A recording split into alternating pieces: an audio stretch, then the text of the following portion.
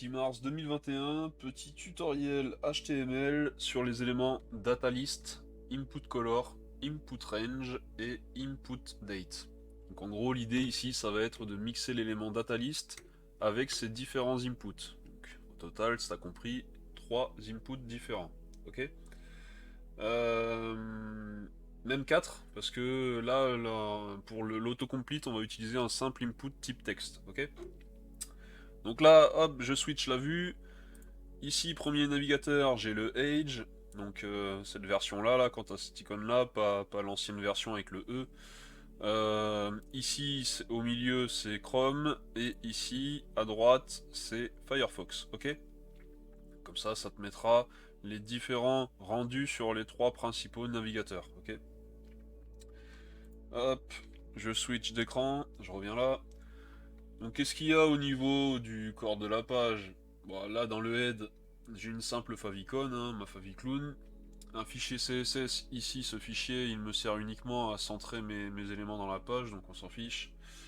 Et donc ici, au niveau du body, un formulaire, méthode get, je suis pas obligé bien sûr de l'indiquer, vu que c'est en méthode get par défaut, et que ici on va strictement rien envoyer, ok?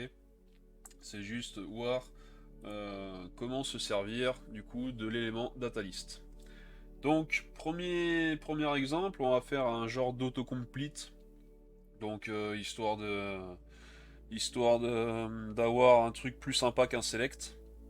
Parce qu'un select, il te permet du coup de ne sélectionner que des valeurs qui sont comprises dans une liste d'options. Ok. Un data list, ça va être différent parce que l'utilisateur va pouvoir donc sélectionner des valeurs qui sont comprises dans une liste d'options, donc qui apparaîtront le fameux autocomplete, et ça lui permet également de pouvoir saisir une valeur random. Donc voilà, tout dépend de ton utilisation. Ici donc je vais faire un input type texte. Hop, texte. Name, qu'est-ce qu'on va lui mettre? Ouais, je l'ai appelé local moi, parce que j'ai local, tiens. Non, local. Local au singulier. L'ID, je ne vais pas lui en mettre, je vais pas faire de JavaScript ici. Je vais lui mettre un aria label, parce que je vais pas lui mettre de label, donc ici je vais sélectionner ma locale. Ok. Et enfin, je vais lui mettre un attribut list. Donc attention, cet attribut list, on va lui donner une valeur qu'il va falloir donner comme ID ensuite à notre élément data list. Ok. Donc ici, je vais l'appeler locals. Ok. Data list, el famoso element. Ici, je viens de te dire que tu dois lui donner le même ID. Donc pour le lier techniquement, comme tu ferais par exemple avec un label et un input, tu utilises l'ID sur l'input et l'attribut fort sur le label. Ou bien sûr, dans le cas du label et de l'input, tu peux, j'en avais déjà fait une vidéo dessus, mais tu peux mettre l'input à l'intérieur du label pour qu'il soit directement techniquement lié. Ok. Tout dépend de ton utilisation, si tu veux faire des hacks en CSS et tout, c'est sympa, moi je préfère le sortir et mettre le label après l'input. Bref, je suis en train de m'égarer, c'est pas le sujet. Donc ici j'ai mon data list, ok. Et là je vais te montrer 4 manières différentes de peupler ton data list, ok. Donc dans tous les cas, tu le peuples avec des éléments option, ok. Là, dans le premier cas, ce que je vais faire, je vais retirer l'attribut value et je vais directement mettre la valeur ici. Donc là, je vais mettre français. Ensuite, j'aurai une option qui va être anglais. Et on va se mettre une petite dernière. Hop, ça sera espagnol, ok. Donc là, j'ai une liste avec 3 options dedans. Tu vois que ça ressemble beaucoup au select, hein, les options. C'est juste qu'ici, au lieu d'avoir un élément select, t'as un élément data list, ok. Je vais switcher la vue pour voir ce que ça donne au niveau de notre navigateur. Enfin, de nos navigateurs. C'est ce que j'ai fait. Hop, voilà. Donc au niveau de notre navigateur, ici, si tu fais un hover dans Edge Et dans Chrome, tu as cette petite flèche ici qui apparaît, ok? Si tu le fais dans Firefox, déjà, premier point, elle n'apparaît pas, ok? Donc déjà, si tu veux la même chose, il te faudra faire du CSS. Notamment, là, ce qui me vient à l'idée, c'est des pseudo-éléments. Mais tu ne pourras pas, ça sera compliqué de faire ce que tu veux sur un input. Donc il faudra, à la rigueur, te baser sur le container. Donc ici, j'ai mis un field set, et non pas un div. Parce que pour les éléments de formulaire, tu as le field set. Tu peux très bien ne pas mettre de legend et virer la bordure qui est par défaut avec le field set, ok? Donc après, avec les positions relatives absolutes, par exemple, tu pourras placer le même effet, ok? Bref. Donc là, quand tu cliques, du coup, que tu cliques ici sur la petite flèche ou dans l'input, hop, tu vas avoir ta liste ici déjà qui apparaît, ok? Mais admettons que cette liste est très longue, et comme un select, tu n'as pas envie de t'amuser à chercher dans l'ensemble, tu peux commencer à taper les premières lettres. Donc si j'écris E, on voit qu'ici, il me propose espagnol, parce qu'il n'y a que cette valeur qui commence par E. Si je mets F, il me propose français. Si je mets A, là par contre c'est différent, parce que il se base pas que sur la première lettre en fait, il se base sur les lettres qui sont contenues dans le mot, ok? Donc si je mets AN, G, voilà, ANG, dans français t'as pas ANG, ok? Bref, donc c'est pareil, du coup pour Google, et pour Firefox, du coup c'est un peu moins, tu vois que le style est différent, enfin chaque navigateur a son style différent, il est vraiment sommaire ici, mais ça sera pareil si tu tapes F, angle et E, ok? Ça aura le même effet. Alors attends, je vais supprimer les valeurs, tac. Donc là je t'ai montré la première façon de faire au niveau de tes options, ok? Maintenant ce que tu peux faire, tu peux... ce que je vais faire, je vais retirer ceci, je vais retirer ceci, je vais retirer ceci, et du coup, on va lui donner l'attribut value, ok? Et du coup, hop, je viens le placer là, value, hop,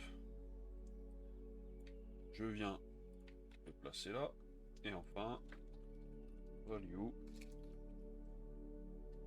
viens par ici, mon petit, hop là.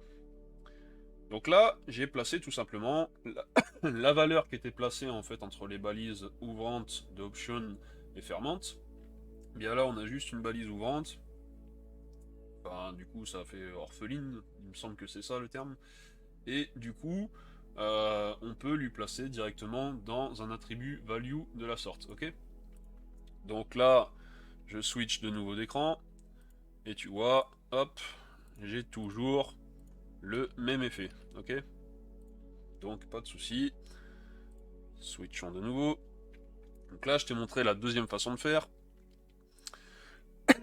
Maintenant, je vais te montrer une façon de faire qui va fonctionner uniquement avec certains navigateurs. Donc, par exemple, si ma valeur, je veux que ça soit français, mais que je veux afficher, du coup, quelque chose de différent. Ici, je vais pouvoir rajouter l'attribut label, et du coup, lui mettre ma valeur. Donc là, je vais mettre en mode ISO EN label ES, ok? Hop, je switch. Du coup, si je viens dans Age et que je clique, bon, j'ai toujours français, anglais, espagnol. Ça n'a rien fait de particulier. Si je viens dans Google, par contre, regarde ce qui se passe. Du coup, tu vois ici les sigles sous... tu vois le label sous la valeur, du coup. Ok? Donc, du coup, si je fais ici français que je fais transmettre, tu vois qu'ici, la locale, ce qui est transmis, c'est le français. Ok? En gros, ça te rajoute, du coup, un petit label sous ta valeur. Ok? Donc ça peut être intéressant si tu veux mettre un complément. Dans tous les cas, c'est les valeurs qui sont transmises. Ensuite, c'est français, anglais, espagnol. Et bien sûr, bah, Firefox, hein, rien n'a changé. Quoique, ici, si c'est différent, il nous met directement le label ainsi, alors que là, il nous met français, anglais, espagnol. Ok? Mais pareil, si je sélectionne français et que je fais transmettre, tu vois qu'ici, ce qui est transmis, c'est français et non pas FR. Ok? Là, je peux faire du coup EN, anglais, tu vois.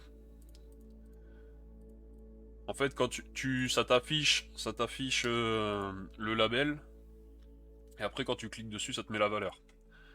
Donc ça, c'est des particularités qui sont propres à chaque navigateur, hein. Tu vois, c'est 3 navigateurs différents, 3 comportements différents. Ok. Hop. Donc je switch de nouveau. Et dernière façon, bah, t'as compris, hein. Du coup, je peux tout simplement mettre le label. Hop. Ici, faire FR. Options. Donc je te montre les 4 façons. Parce que tu peux t'amener à avoir différentes façons de faire sur du code d'autrui.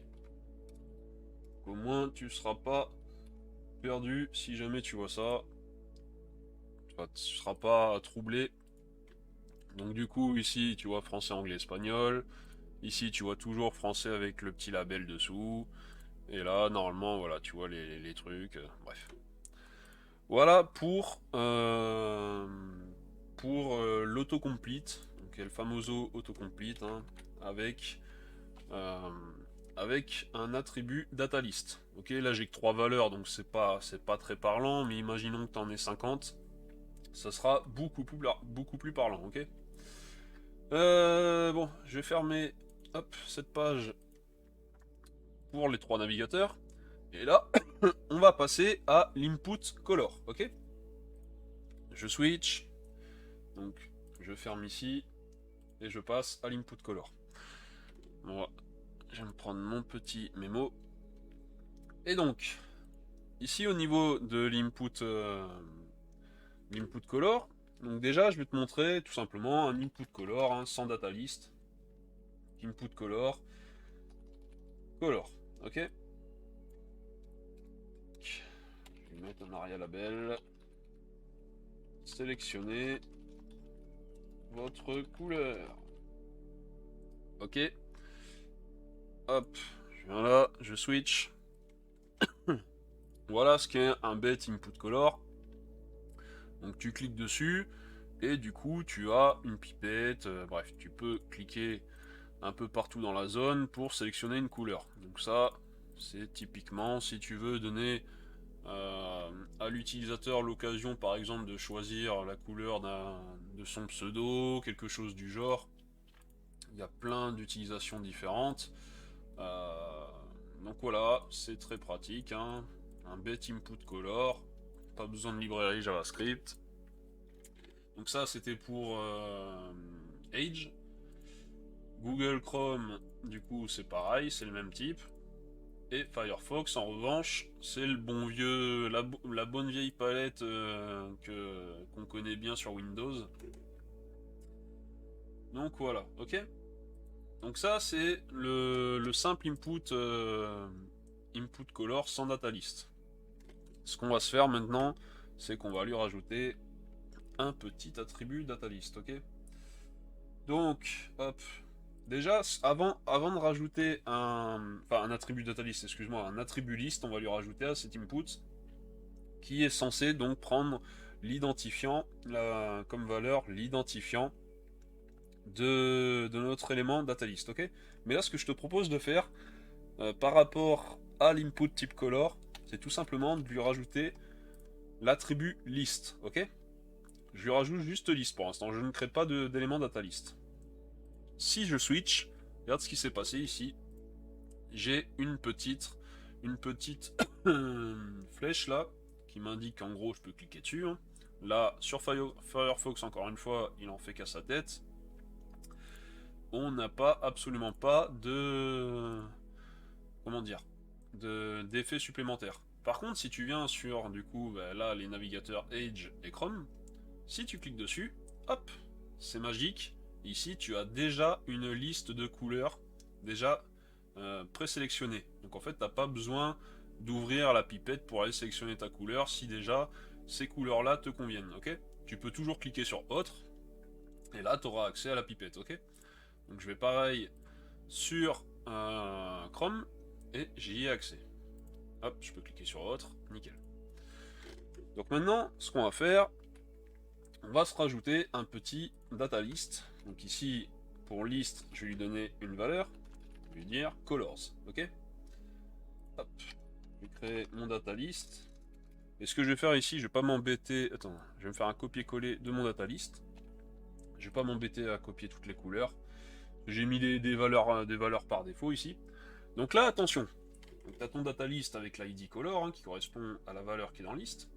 Et là, les values, faut absolument que ce soit de l'hexadécimal, c'est-à-dire 7 caractères. Donc le premier caractère qui est un dièse, un hashtag, ce que tu veux. Et ensuite, 6 caractères. Donc bien sûr, c'est entre A et F pour les lettres. Et entre 0 et 9 pour les chiffres, ok. Donc voilà, les valeurs hexadécimales. Donc là, j'en ai mis 7 valeurs. Donc 7 valeurs par défaut. Donc l'idée maintenant, c'est que si, hop, je switch, si je clique ici, je suis censé avoir une proposition de ces 7 valeurs. On va voir si ça fonctionne. Nickel Chrome. Donc tu comptes 1, 2, 3, 4, 5, 6 et 7. Donc ça, en fait, tu peux très bien proposer des valeurs par défaut à l'utilisateur, des couleurs par défaut. Et si, bien sûr, ça lui plaît pas, hop, il peut toujours aller sélectionner des couleurs manuellement dans la palette, ok. Alors, quand on avait mis que l'attribut liste, on avait, je sais pas, une quinzaine de couleurs environ, mais voilà, qui étaient standards. Tandis que là, tu peux vraiment sélectionner les couleurs par défaut que tu veux afficher. Donc c'est pareil pour Google Chrome, et pour Firefox, bien sûr, cela ne fonctionne pas. Ok, peut-être dans l'avenir, je sais pas. Donc là, voilà pour Data List. Petit bonus. Personnellement, j'aime pas trop le look de l'input type color. Donc je te propose de changer son aspect et que ça soit fonctionnel dans les 3 navigateurs, ok. Donc autant pour Firefox. Alors, hop, je switch. Ici, je vais tout simplement faire un link. Je vais cibler mon fichier inputcolor.css. Hop, je switch. Et l'idée, en gros, c'est d'avoir ce résultat. Donc tu vois, maintenant, on a un simple rectangle. Tu cliques dessus, tu as toujours le même effet. Donc avec une petite bordure grise. Hop, je clique là, et je clique. Mais du coup, là, il m'ouvre ça, ouais. Je vais cliquer sur ça, tac. Voilà. Donc tu vois que ça a le même look dans les 3 navigateurs. Et comment on va faire ça? On va utiliser du coup les extensions WebKit et Mozilla, ok. Donc là, par exemple, je vais ouvrir ça. Je vais cliquer là. Donc extension WebKit. Donc ça te redirige du coup sur la doc de MDN. Je mettrai les liens dans la description. Et là, tu as toutes les pseudo-classes, les pseudo-éléments et compagnie pour WebKit, donc spécifique à WebKit. Hein, c'est marqué là, extension spécifique. Et donc tu as pareil, du coup, pour Mozilla, donc les fameux -moz. Tac. Et enfin, tu as également pareil pour Microsoft. Ok, il y en a beaucoup moins pour Microsoft. Mais voilà, ça c'est des extensions propres à certains navigateurs. Donc quand tu as des choses qui ne sont pas universelles, qui ne fonctionnent pas sur tous les navigateurs, tu peux user de ces extensions pour arriver à tes fins. Ok. Donc là c'est le cas ici. Hop, je le remets ainsi. Et je switch. Donc du coup, dans ce fichier inputcolors.css, c'est déjà fait, hein, le but c'est pas de faire du CSS, mais je te montre tout simplement ce qui m'a permis de faire ça. Donc du coup, j'ai ciblé tout simplement tous les input color, hein. Donc là, bon, j'en ai qu'un. Donc je lui mets directement le type color.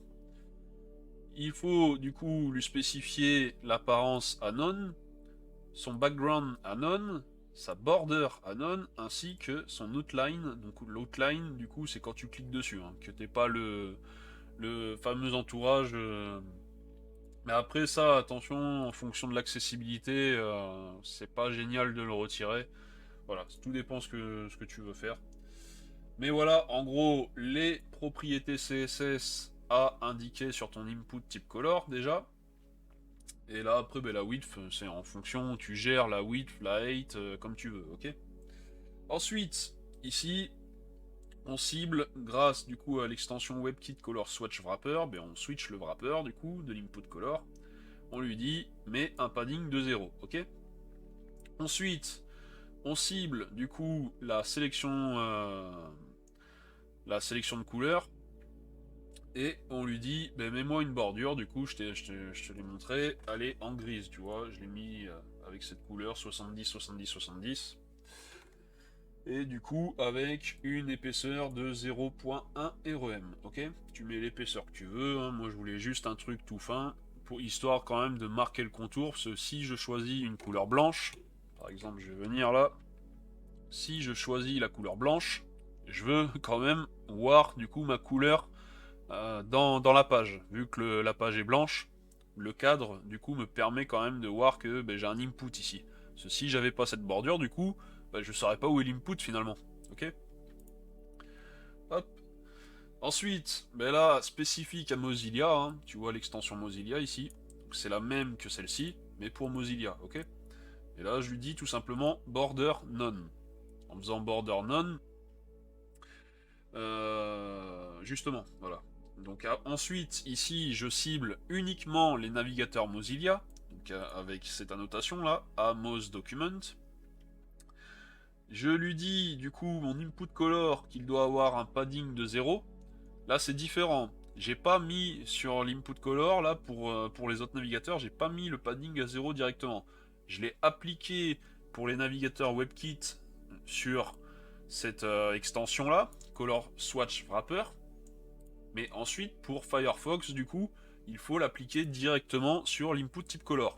Mais attention, ne mets pas le padding à 0 ici, sinon ça va foirer après sur les navigateurs WebKit, ok.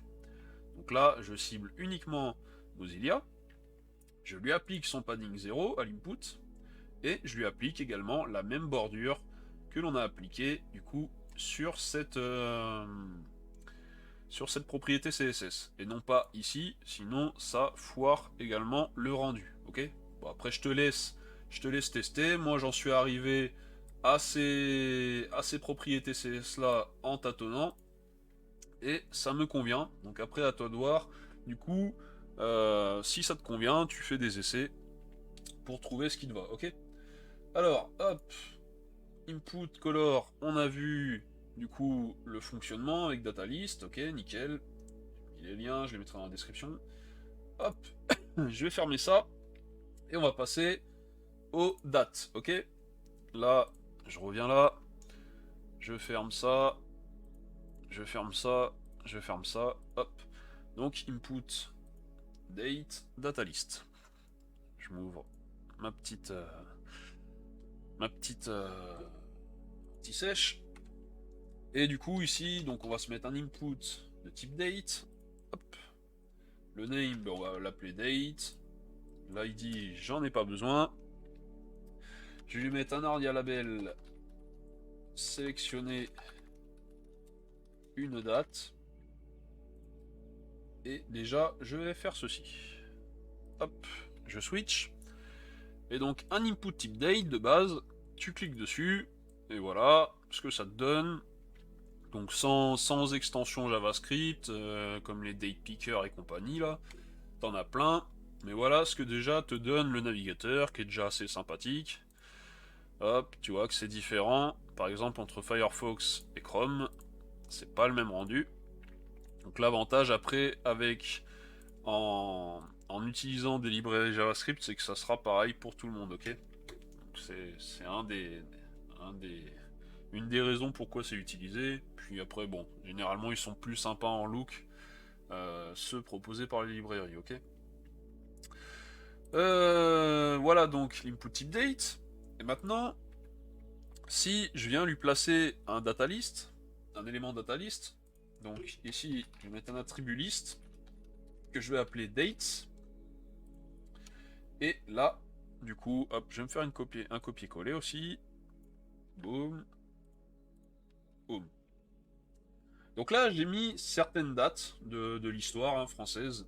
Donc la prise de la Bastille, l'inauguration de la Tour Eiffel, le débarquement allié en Normandie, l'abolition de la peine de mort, ainsi que bah, du coup la date d'aujourd'hui, donc 6 mars 2021. T'es peut-être en train de visionner cette vidéo ce jour, ok? Ou un autre jour, bref. Hop, je switch de vue maintenant. Et là, maintenant, si je clique sur l'input type date, regarde ce qui va se passer. Boum, tu as des dates qui sont déjà proposées. Donc le 14 juillet 1789, avec son label, prise de la Bastille. Et ainsi de suite. Et tu vois ici, le 6 mars 2021, tu es peut-être en train de visionner cette vidéo ce jour. Et bien sûr, rien ne t'empêche de cliquer sur Autre pour sélectionner une autre date que celle proposée. Ok? Donc, pareil pour Google Chrome. Et si je vais du coup sur Firefox, tu vois que ça ne fonctionne pas non plus. Donc le data list, enfin l'attribut list, avec Firefox, bah, c'est très compliqué. Hein. Il n'est pas compatible avec pas mal de choses. Donc voilà. Il y a des utilisateurs qui pourront bénéficier de, du data list suivant ton input sur les autres navigateurs, mais Firefox lui fait de la résistance, il n'en veut pas. Bon, tant pis, hein, il sélectionnera une date comme ça. Ou sinon, bah, tu utilises du JavaScript hein, pour arriver à tes fins. Donc voilà pour date. Hop. Donc toujours pareil, hein, le principe est toujours le même. Hein, un attribut list, une valeur qui se retrouve ici dans l'ID du data list et dedans des options. Ok.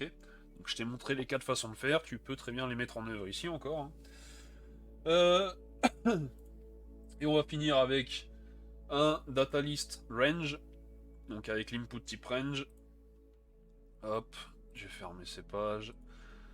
Je sais pas combien de temps de vidéo je suis, 27 minutes. On va essayer de terminer là en 30 minutes, enfin, pas sûr.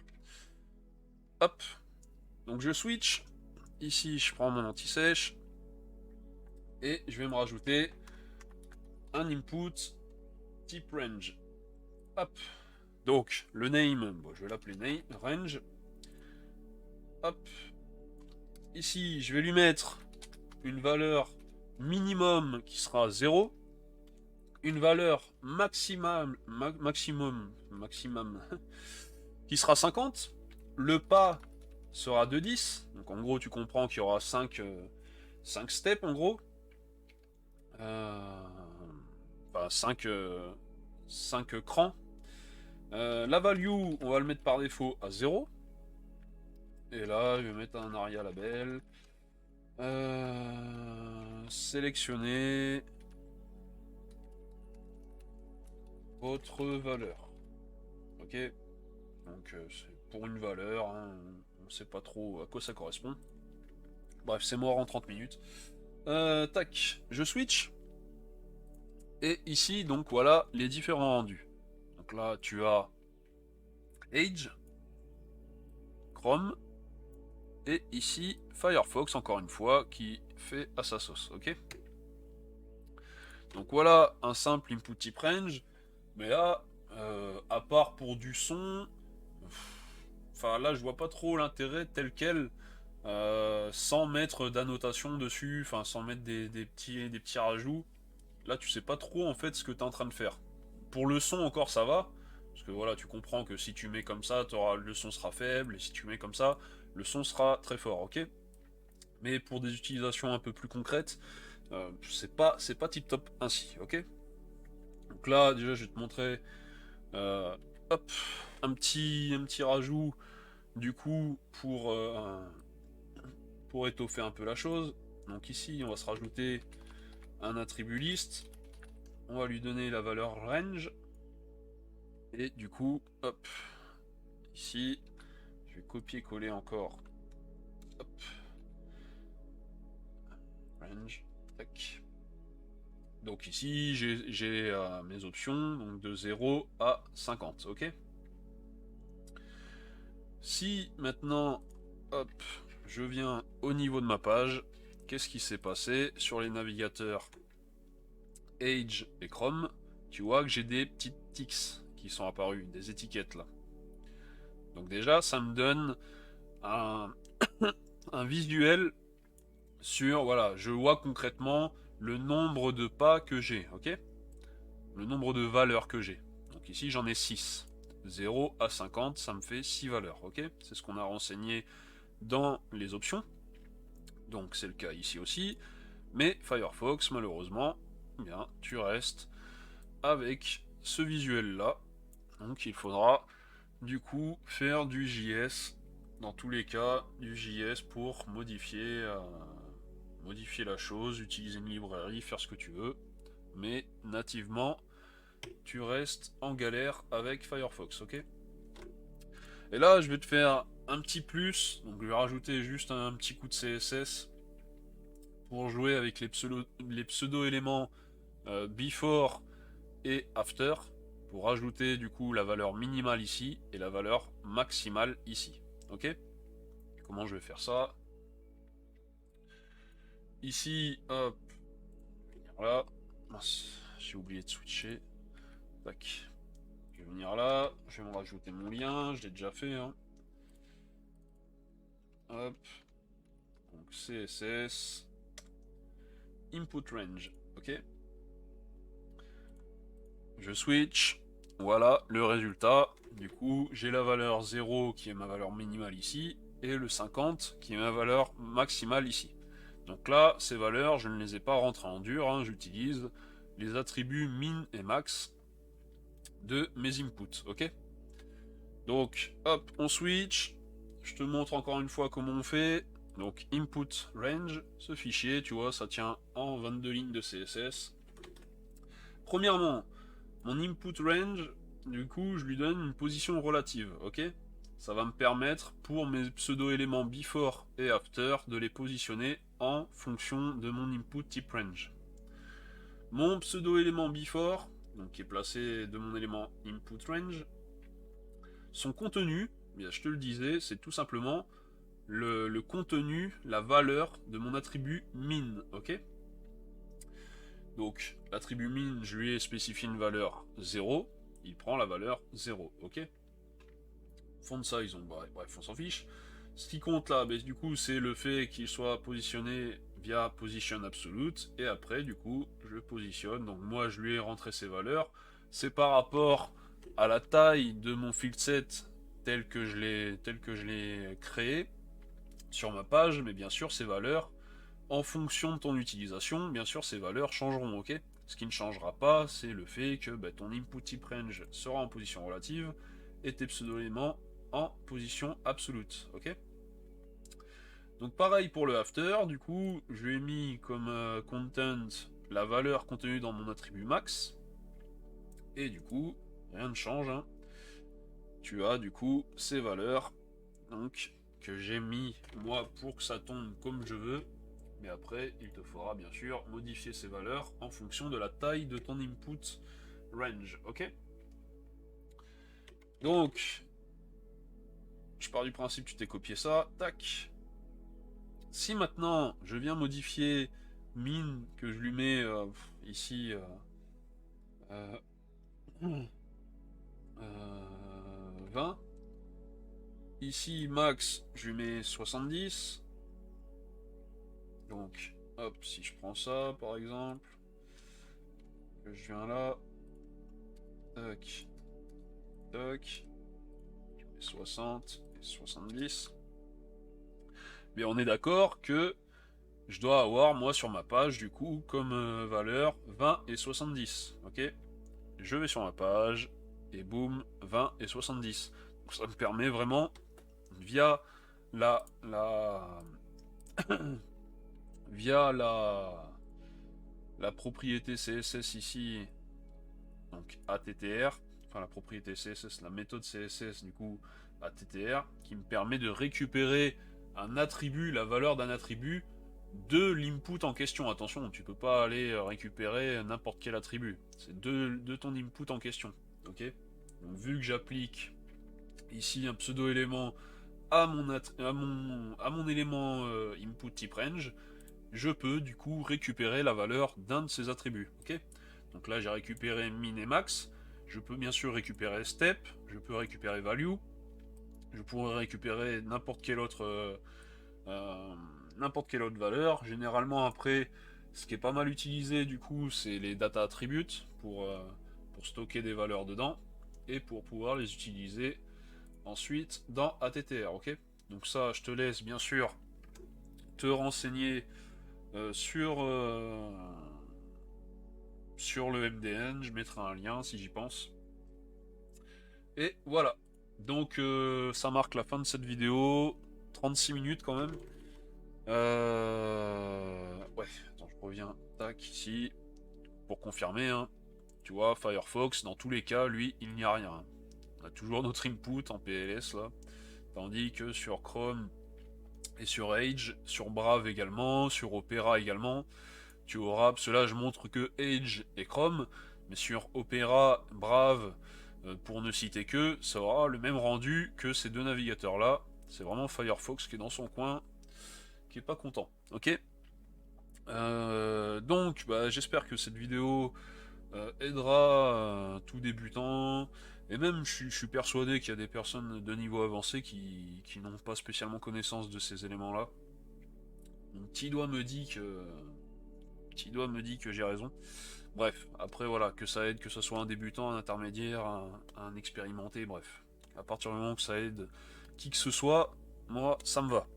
Allez, sur ce, tchuss!